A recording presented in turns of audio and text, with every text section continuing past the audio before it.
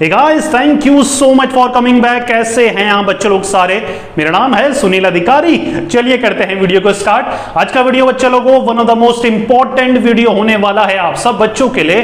बहुत टाइम से आप सारे बच्चे लोग रिक्वेस्ट कर रहे थे कि सर आपने इतने डिफरेंसेस के वीडियो बनाए हैं, बीकॉम वर्सेस बीबीए हो, बीबीए वर्सेस बीसीए हो, BBA general, BBA honours, BCom general, BCom honours. Sir एक video sir CA versus MBA के ऊपर बनाना, बहुत टाइम से रिक्वेस्ट आ रही थी।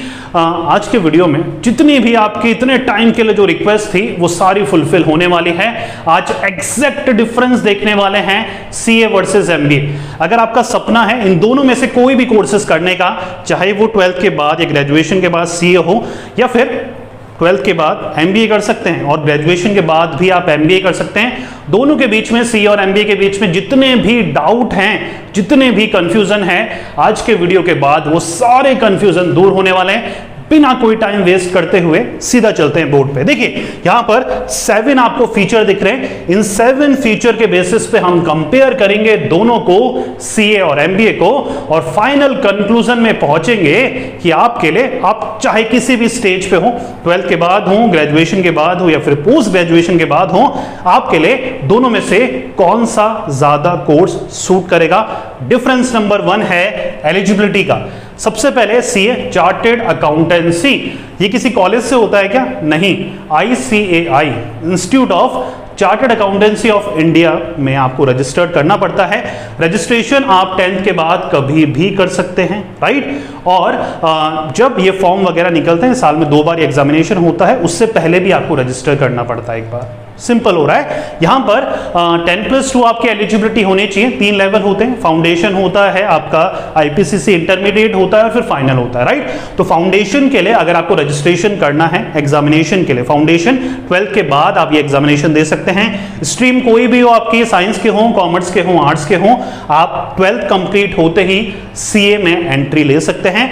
अगर एमबीए की एलिजिबिलिटी की बात करें तो 2 चीजें हैं, 2 चीजें मैं क्लियर कर देता हूं। बहुत सारे बच्चे ग्रेजुएशन के बाद करते हैं, वैसे 12th के बाद भी आप इंटीग्रेटेड एमबीए कर सकते हैं। बीकॉम प्लस एमबीए 5 साल का होता है, बीबीए प्लस एमबीए 5 साल का होता है, बीटेक प्लस एमबीए ये आपका 6 साल का हो जाता है। कई कॉलेजेस 5 साल का, कई कॉलेजेस 6 साल का ही करते हैं। तो इंटीग्रेटेड एमबीए का भी आपके पास ऑप्शन है। नहीं तो आप अगर ग्रेजुएशन के बाद करते हैं तो ग्रेजुएशन में डिग्री चाहिए, किसी भी स्ट्रीम से हो, मिनिमम 45% अगर आपकी है किसी भी स्ट्रीम से, तो आप क्या कर सकते हैं, एमबीए के लिए एलिजिबल हो सकते हैं। बेसिकली एमबीए के जितने भी अच्छे अच्छे कॉलेजेस हैं एंट्रेंस एग्जामिनेशन लेते हैं, एंट्रेंस एग्जामिनेशन में आप एलिजिबल हैं, वो दीजिए, उसके रैंक के बेसिस पर आपको कॉलेजेस अलॉट होते हैं। यहां तक क्लियर हो रहा है। यहां पर एज सच कोई एंट्रेंस नहीं है, यहां पर एज सच ये एक स्पेसिफिक खुद ही बॉडी, ICAI क्या है, स्पेसिफिक खुद ही बॉडी है। वहां पर ही आपको एनरोलमेंट करना पड़ता है, सारा रजिस्ट्रेशन जो प्रोसीजर होता है वो करना पड़ता है, और फिर टाइम टू टाइम जब भी एग्जामिनेशन होते हैं वो आपको इंटीमेट करते रहते हैं, राइट। चलिए ड्यूरेशन की बात करें तो एग्जैक्ट फिगर 4.5 साल आपको लगते हैं, क्योंकि यहां पर ट्रेनिंग का जो पीरियड है जिसको हम बोलते हैं आर्टिकलशिप, वो आपको IPCC के बाद और CA फाइनल से पहले आपको 3 साल की आर्टिकलशिप आपकी स्पेंड करनी पड़ती है, आपको लेनी पड़ती है। तो आपका ड्यूरेशन जो है 4.5 साल के नियर अबाउट का रहता है। एमबीए की बात करें सो हमारा फुल टाइम रेगुलर कोर्सेज है 2 साल का, तो 2 साल में आपका एमबीए कंप्लीट हो जाता है। सिंपल हो रहा है। ड्यूरेशन की बात करें 2 साल और ये 4.5 साल, राइट।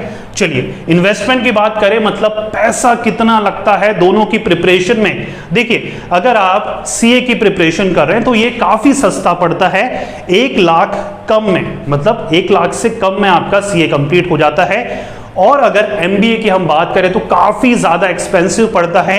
एक अच्छे बी स्कूल मतलब बिजनेस स्कूल में आपको 6 लाख से लेकर 15 लाख रुपए पूरे फुल कोर्स के फीस आपको देनी पड़ती है।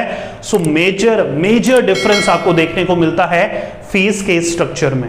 कहां ये अंडर 1 लाख और कहां ये 6 to 15 लाख। हो रहा है बच्चों क्लियर? चलिए फोकस ऑफ स्टडी, पढ़ाया क्या जाता है? सर हमें एनरोलमेंट तो लेना है, लेकिन ये बता दीजिए कि पढ़ाया क्या जाता है, हमारे इंटरेस्ट एरिया है या नहीं है। देखना, फोकस करना जरूरी है। देखिए यहां पर स्पेसिफिक जो सब्जेक्ट रहते हैं वो प्रैक्टिकल रहते हैं, taxation, accounting, auditing, business law, economics, right. अगर आपको प्रैक्टिकल सब्जेक्ट स्ट्रांग नहीं है, नंबर्स स्ट्रांग नहीं है, कभी भी आपका सीए कंप्लीट नहीं होगा। I mean it, right. Business management, marketing management, human resource management, management information system, ऐसे सब्जेक्ट आपको पढ़ाए जाते हैं। ये जनरल एमबीए है। अगर आप किसी एक स्पेसिफिक स्पेशलाइजेशन से अपना एमबीए करेंगे तो उस स्पेसिफिक स्पेशलाइजेशन से रिलेटेड ही आपको सब्जेक्ट पढ़ाए जाएंगे, तो रिलेटिवली काफी इजी है। प्रैक्टिकल और थ्योरेटिकल का मिक्सचर है, 50-50 भी नहीं कहूंगा। अगर आप एक जनरल एमबीए करते हैं तो 30-70, 30% प्रैक्टिकल, 70% थ्योरी। अगर आप किसी प्रैक्टिकल सब्जेक्ट से अपना एमबीए करते हैं तो 60-40, 60% प्रैक्टिकल, 40% थ्योरेटिकल। हो रहा है क्लियर? कंफ्यूजन तो नहीं हो रहा? चलिए, टफनेस कितना हार्ड है दोनों। देखिए सीए कंसीडर होता है one of the most toughest examination to crack, क्योंकि यहां पर सिर्फ पास परसेंटेज 5 से 10% है। मतलब जितने बच्चे भी सीए देते हैं उनमें से सिर्फ 5 से 10% या उससे भी कम, 10% बहुत ज्यादा है, 5 to 6% ही पासिंग परसेंटेज रहता है। अगर हम एमबीए की बात करें, अगर एक नॉर्मल कॉलेजेस से एमबीए बात करें तो ऑलमोस्ट हर बच्चा एमबीए अपना 2 साल में कंप्लीट कर लेता है। लेकिन अगर आपको IIMs, Indian institute of management, top institute है इंडिया में मैनेजमेंट के, अगर आपको उनमें एडमिशन लेना है तो काफी अच्छी खासी परसेंटेज आपको एंट्रेंस एग्जामिनेशन जिसका नाम है कैट, कॉमन एडमिशन टेस्ट में स्कोर करना पड़ेगा, समवेयर अराउंड 96 to 100 परसेंटाइल के बीच में, तब जाके आपका आईएम्स में सिलेक्शन हो पाएगा। अगर नॉर्मल एमबीए कॉलेजेस की बात करें तो वहां के जो स्पेसिफिक एंट्रेंस है उसके बेसिस में ऑलमोस्ट हर बच्चे का एडमिशन हो जाता है। तो आपको डिफरेंस समझ में आ रहा होगा।